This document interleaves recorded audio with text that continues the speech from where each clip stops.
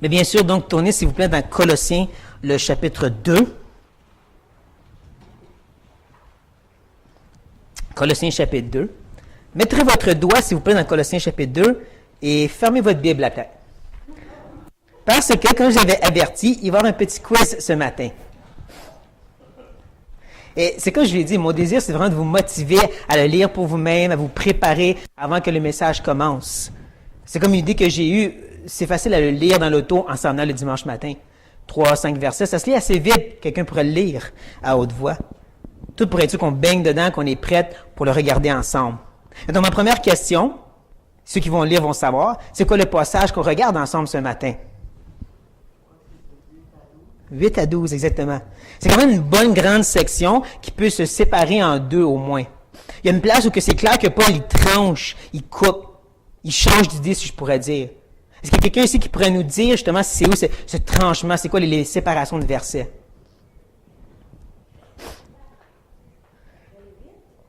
Oui. 11 et 12 semblent vraiment être quelque chose à part. Comme si Paul parle d'un autre sujet, une idée particulière. Vous allez voir qu'est-ce que je veux dire.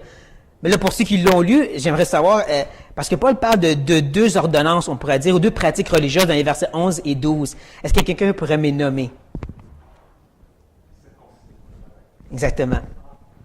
Mais je dirais que même si Paul parle de deux pratiques, il y a quand même une idée en tête. Un fil conducteur qui se promène dans ces deux versets. Pour ce qui est des autres avant, les versets 8 à 10, il y en a qui séparent ça un peu plus. Ils disent que le verset 8 il est à part et 9 et 10, c'est vraiment une entité.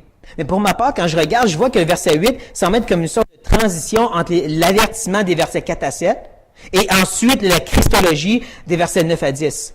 Parce qu'il parle autant d'un avertissement au verset 8 qu'il va finir en parlant de Christ. Donc, c'est comme s'il fait la transition entre les deux. Vous allez voir en regardant ensemble, en commençant par le verset 8. Prenez garde que personne ne fasse de vous sa proie, par la philosophie et par une vaine tromperie, s'appuyant sur la tradition des hommes, sur les rudiments du monde et non sur Christ. C'est comme je vous ai dit, donc on voit vraiment que Paul veut nous avertir tout de suite en partant. Prenez garde. Qu'il continue son avertissement qui a commencé au verset 6. Sauf que là, il y a une petite différence où que les versets 6 et 7 nous parlent d'un avertissement, si je peux dire, plus positif. D'être enraciné, d'être fondé, d'être affermi dans la foi. C'est des choses qu'on peut faire, c'est de l'instruire. Là, verset 8, c'est plus comme faites attention au mal. Faites attention à ces dangers-là. C'est plus, si je peux dire, négatif. Il dit de prendre garde que personne ne fasse. Et il faut vraiment comprendre ici une certitude derrière ce ne fasse. Comme s'ils vont vraiment faire ça. Donc, soyez vraiment prêts. Ils vont faire de vous leur proie. Et pensez ici à l'idée d'être kidnappé. Pensez aux Assyriens qui rentrent en Samarie et qui prennent les Juifs et qui les amènent avec eux. Pensez aux Romains qui, à maintes et maintes fois, sont rentrés dans des pays puis ils ont pris des gens comme des conquêtes, comme des dépouilles. C'est de ça que Paul parle. C'est ça que ces gens-là veulent faire. Donc, je peux m'empêcher de voir dans cette petite énoncé une médaille à deux côtés. Le premier côté, c'est notre part à nous. On doit prendre garde. On doit faire attention de ne pas se faire kidnapper, qui semble bizarre à dire. Fais attention de ne pas faire kidnapper. Mais c'est pour ça que le verset 7, il est là, pour nous rappeler que la façon que tu fais ça, c'est en étant enraciné. C'est en construisant un bon mur de fortification de la vérité. Comme ça, quand tu lis quelque chose ou tu entends quelque chose qui est contraire à la Bible, ding, ding, ding, des petites cloches te disent, c'est l'erreur, ça. Mais de l'autre côté, tu as bien sûr la part de ces gens-là, ou cette personne, comme on a déjà vu, qui veut faire de nous une proie, qui veut faire de nous quelqu'un qui veut kidnapper, une conquête, une dépouille. Je sais que c'est dur des fois à s'imaginer que le gentil petit couple témoin de Jéhovah qui vient cogner à ta porte, il veut faire de nous une proie. Mais pensez à la maison chef, pensez à la tour de garde. Leur but premier, c'est de faire de eux des disciples, de faire d'eux un groupe pour qu'eux puissent grandir. Que ce soit musulmans, que ce soit témoins de Jéhovah, peu importe, leur but, c'est de faire grandir leur nombre, c'est de faire des conquêtes.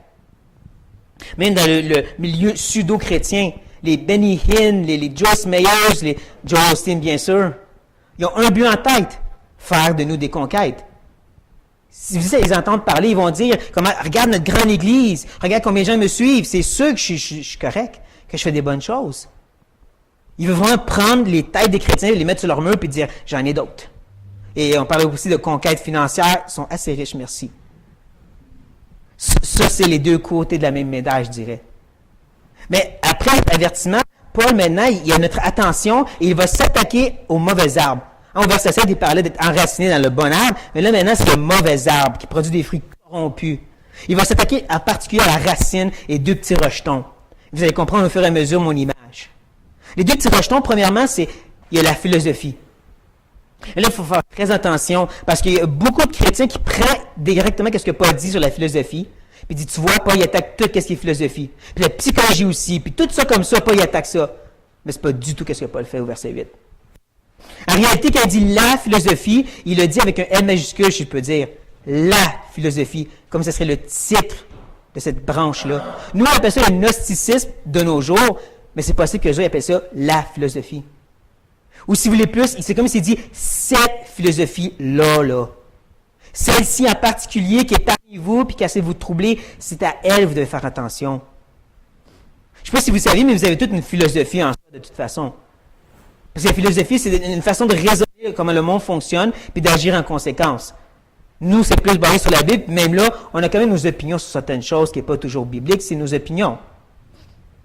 Donc, on a toute une philosophie et, de toute façon, le mot veut tout simplement dire aimer la sagesse. Est-ce que Paul, il y a d'un homme qui dit qu'il ne faut pas aimer la sagesse? Je ne pense pas.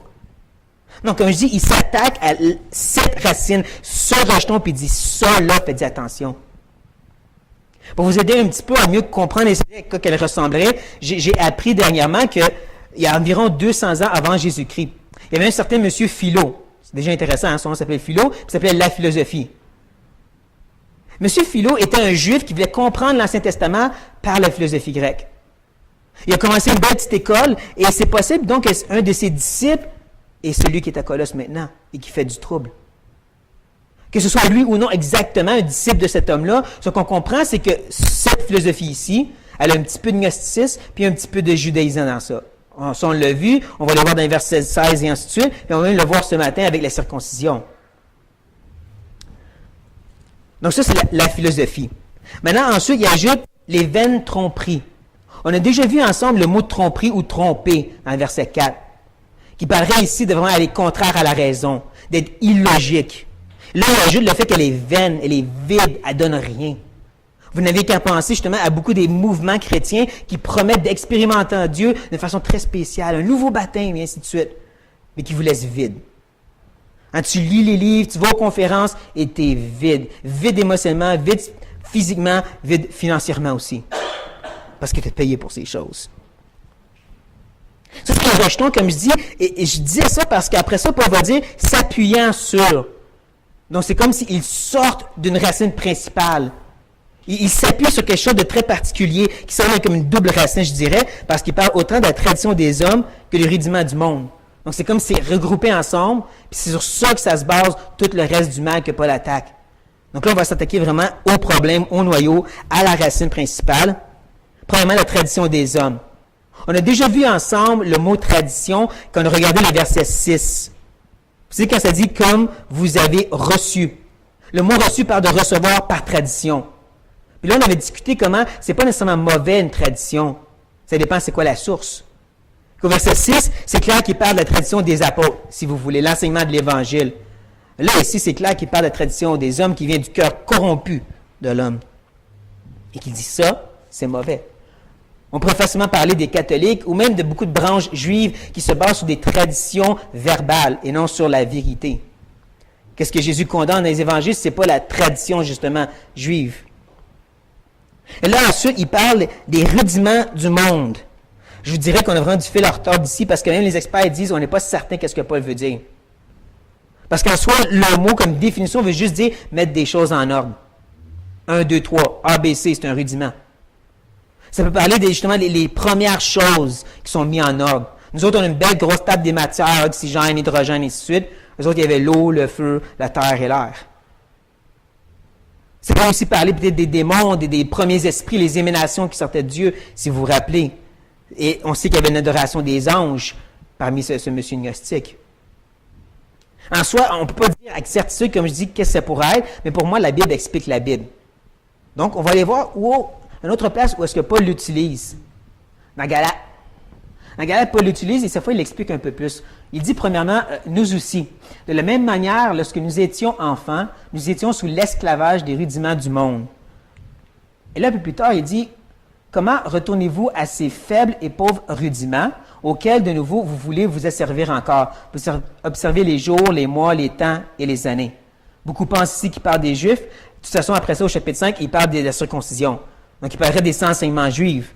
Mais ensuite, ou avant, au verset 8, il dit, « Autrefois, ne connaissant pas Dieu, vous serviez des dieux qui ne sont pas de leur nature. » Donc, autant ça peut être des faux dieux comme ça pourrait être des erreurs des Juifs qui voulaient forcer sur la chrétienté. Mais si je recule, le verset 3, quand il dit « nous aussi », donc Paul s'inclut, nous aussi, de la même manière, on suivait l'esclavage des rudiments, comme quand on était enfants. Donc, je ne peux pas m'empêcher de justement le voir comme qu'est-ce que c'est d'être un Américain ou qu'est-ce que c'est d'être un Québécois. C'est de quoi tu grandis, c'est les premiers éléments de qu'est-ce que c'est d'être dans la culture où tu es rendu. Si tu es un Juif, ben c'est l'ABC d'être un Juif. Un Québécois, ben c'est quoi d'être un Québécois. Un chrétien, ben c'est quoi d'être un chrétien, et ainsi de suite. Et les premiers éléments, ces premières parties de qu'est-ce que c'est. Peu importe si on est à quel point on peut dire avec certitude de quoi Paul parle, ce qu'on doit réaliser, c'est que Paul le contredit en disant et que c'est pas basé sur Christ, et non sur Christ. Que c'est pas ça le gros de l'attaque de Paul ici, c'est tout ce qui n'est pas basé sur Christ. Encore là, il faut faire très attention de ne pas dire, tu as raison Martin, donc la psychologie, c'est pas basé sur Christ, c'est mauvais. Je ne sais pas si vous savez, la médecine non plus, c'est pas basé sur Christ. Donc ça aussi, c'est mauvais.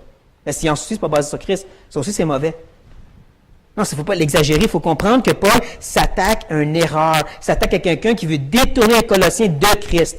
Puis il dit, si ça veut détourner de Christ, X. Non. Ça veut dire qu'un chrétien peut être un bon Québécois patriotique sans nécessairement être un mauvais chrétien. C'est pas ça le but. Mais là, Paul va justement partir de Christ. Vous ouvrez la belle boîte chrétienne qu'il connaît. Il va revenir à cette idée d'une Christologie, comme on l'a vu au verset 15 à 20 du chapitre 1. Mais ça, il va le rapetisser. Il va juste voir certains éléments. On va le voir ensemble, les versets 9 et 10.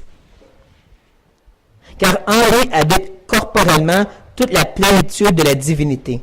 Vous avez tout pleinement en lui, qui est le chef de toute domination et de toute autorité. Comme j'ai dit, on l'a vu ensemble, qu'on a détaillé les versets 15 à 20. Donc, je ne vais pas recommencer à faire ce message-là, mais je vais quand même revoir les mots avec vous qu'on a déjà vus. Donc, il commence au verset 9 en disant « Car en lui habite ». Rappelez-vous, on parle de demeurer de façon permanente. Ensuite, il dit corporellement, pour nous rappeler que Christ, il y avait un corps, mais aussi pour nous rappeler que c'est toute sa partie, toute sa personne au complet, là. Il n'y a pas une partie de Christ qui n'est pas totalement Dieu. Ensuite, bien sûr, il parle, comme je dis, de la plénitude, le somme total, tout au complet. Comme on dirait, le grec, tout veut dire tout. Et là, tu as la divinité. Ici, on n'a pas encore vu ce mot-là, et je vous dirais même qu'on ne va jamais le retrouver ailleurs, parce que théothèse, le mot grec, se retrouve seulement ici au verset 9. Chapitre 2. C'est la seule fois que Paul va l'utiliser à n'importe qui d'autre.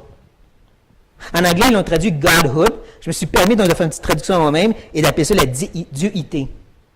Mais si vous voulez, tout ce qui fait de Dieu, qui est Dieu, tout ça est en Christ. Tout ça est totalement en Christ. Elle habite en lui, elle a toujours habité, elle va toujours habiter. Ça fait bizarre de dire que les témoins de Jéhovah lisent ça et disent « Non, non, Jésus, c'est pas Dieu. » Ils sont vraiment aveuglés spirituellement. Mais là, Paul va faire une petite application. Il va prendre cette réalité-là puis dire pour vous que ça veut dire au verset 10, c'est que vous avez tout pleinement. Ou, je sais pas, je l'ai gardé.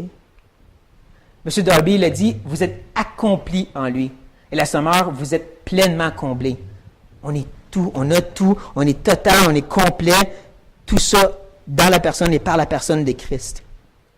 Et soyons honnêtes ici, on lit, mais qui ici est capable de lever la main et de dire, moi, c'est comme ça que je me sens à chaque jour, à chaque seconde, à chaque minute? Non, parce qu'on serait au ciel. Mais pourtant, c'est ça qui est écrit. C'est la différence entre ce qui est écrit et qu'est-ce qu'on vit. Hein? Je peux dire, le mensonge de la chair qui nous dit que c'est pas vrai, puis qu'est-ce qui est écrit ici qui dit oui, c'est vrai. C'est un peu comme la suite quand il dit qui est le chef de toute domination et de toute autorité.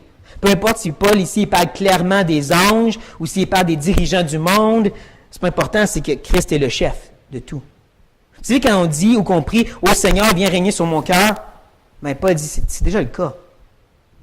Je sais qu'on ne le sent pas toujours comme s'il règne parce qu'on pêche, mais En réalité, il est toujours assis, il n'est jamais tombé.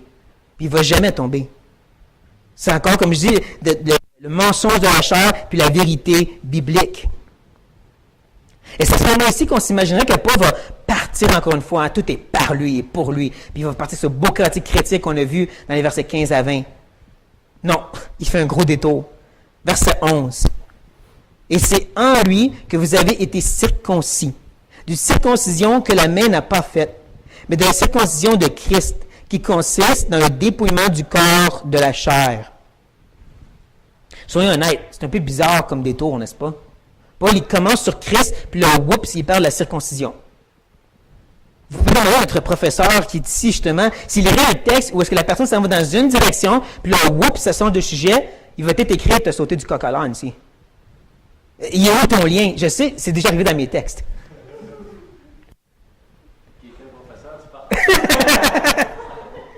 Sûrement Simon, hein, c'est ça. Mais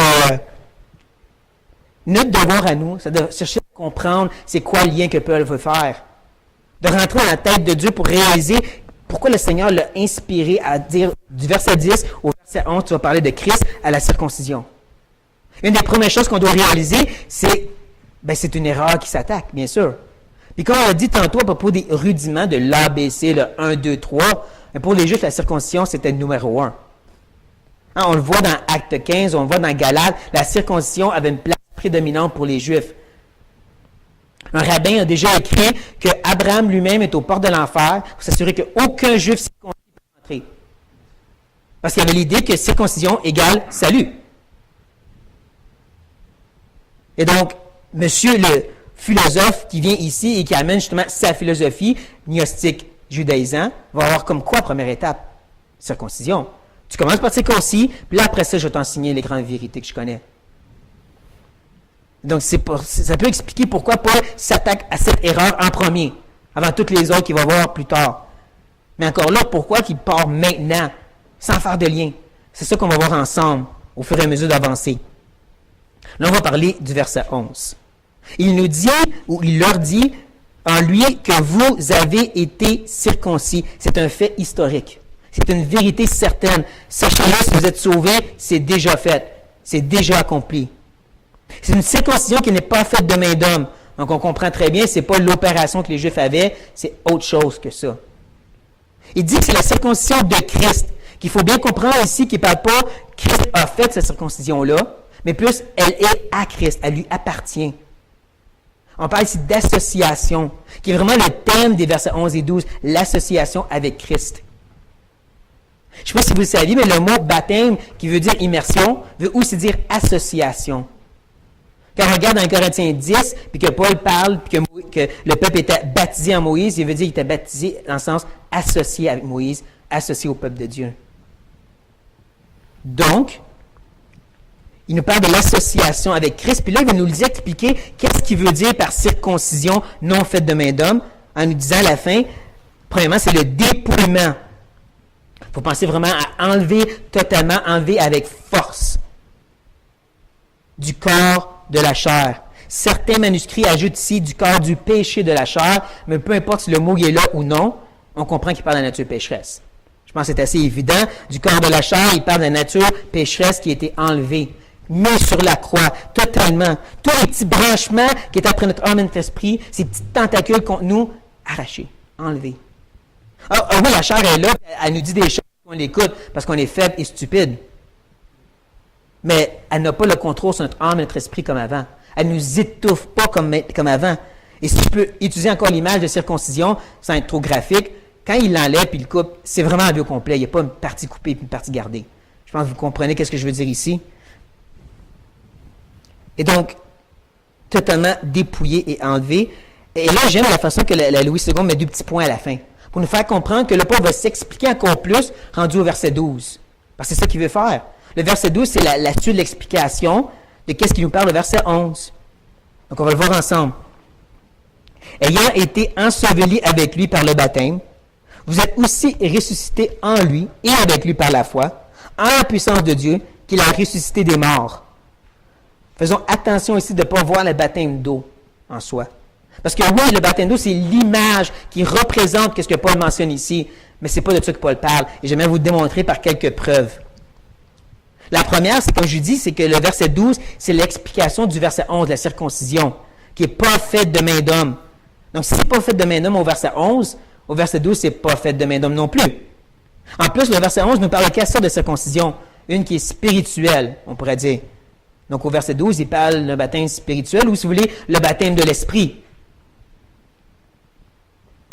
En plus, je disais que le mot baptême qu'on voit au verset 12 peut aussi parler de l'association, pas juste immersion.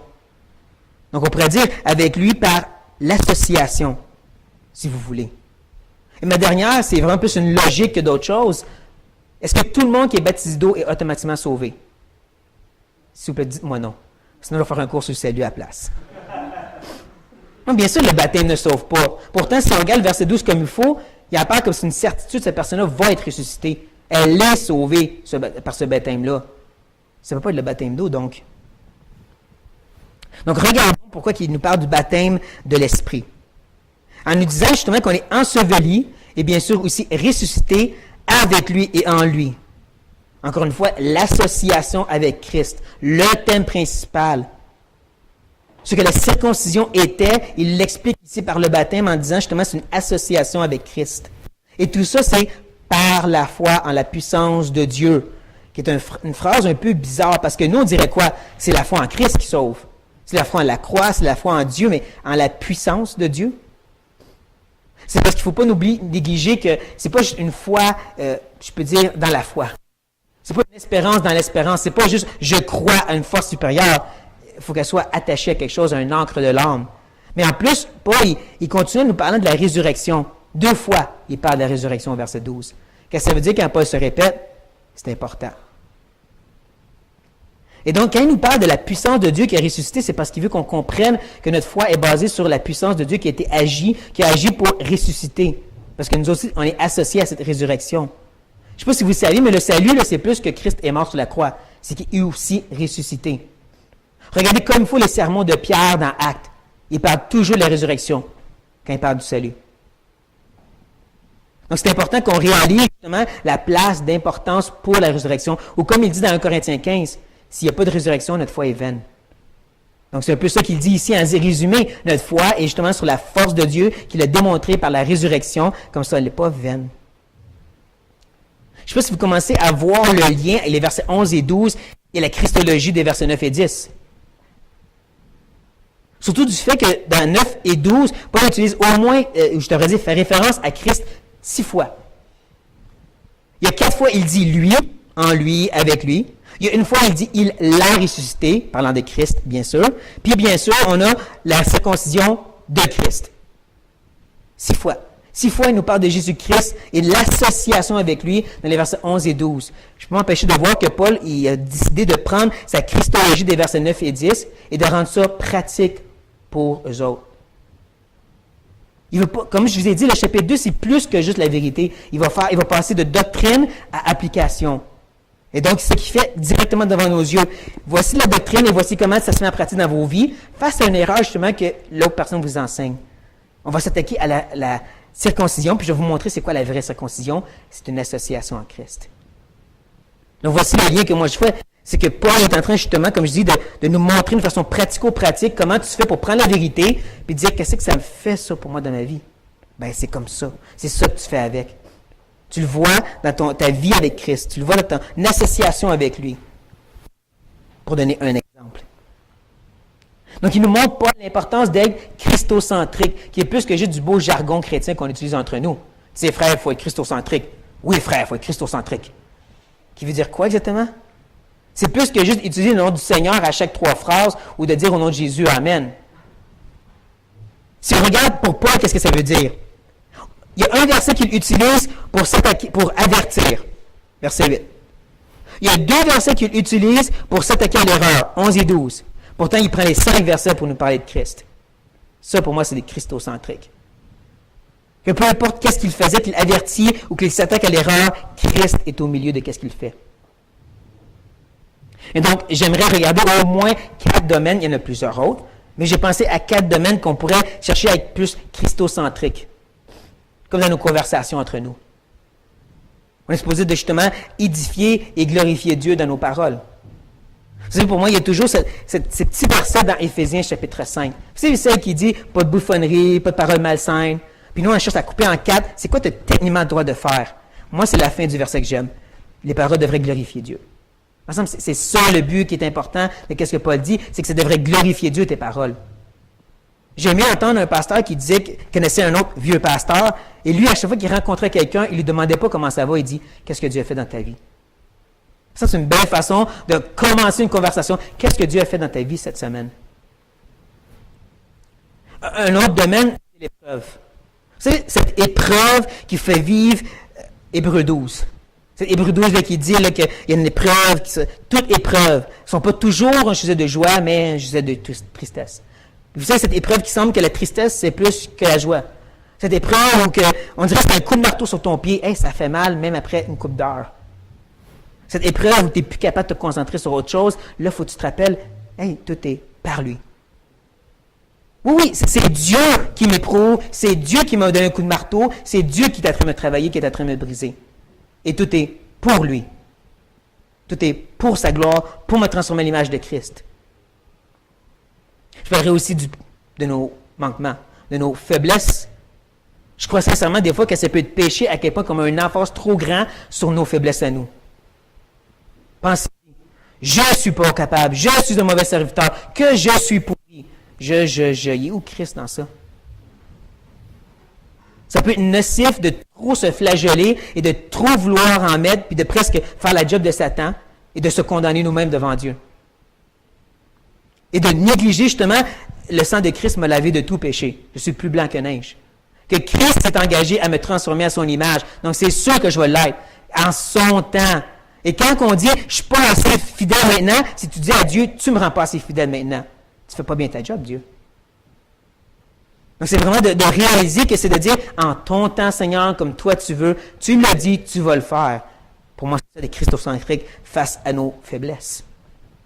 Et il y a bien sûr ici la parole. Vous savez que ça, c'est plus qu'un livre de chrétiens pratiques. C'est plus qu'un livre de théologie rempli de doctrine. C'est la révélation de Jésus-Christ.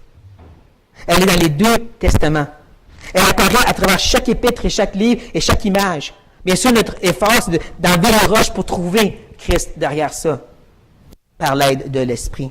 C'est le cœur de Dieu, et notre travail, c'est de le faire battre dans nos mains. C'est de chercher à entendre qu'est-ce que Dieu a à nous dire, pas juste de faire notre job chrétien, de lire notre Bible.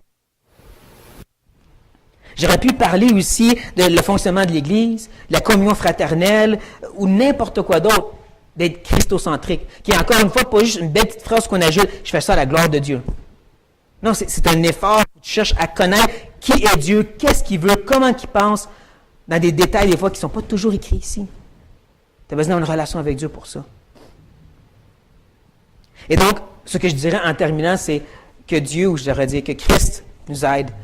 J'aimerais prier.